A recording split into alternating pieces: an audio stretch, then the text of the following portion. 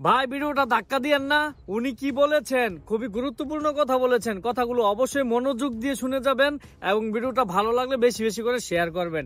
আগে ওনার কথাগুলো শুনেন। ভিন্ন ধর্মাবলম্বী যারা রয়েছেন তাদের নিরাপত্তা নিশ্চিত হবে, তাদেরকে কেউ চক্ষু রাঙাতে পারবেন না। নতুন বাংলাদেশের নেতৃত্ব তরুণ যুবক ছাত্রদের নেতৃত্বেই হবে। দুর্নীতি থাকবে না, স্বজনপ্রীতি থাকবে না, সন্ত্রাস থাকবে না, চাঁদাবাজি থাকবে না।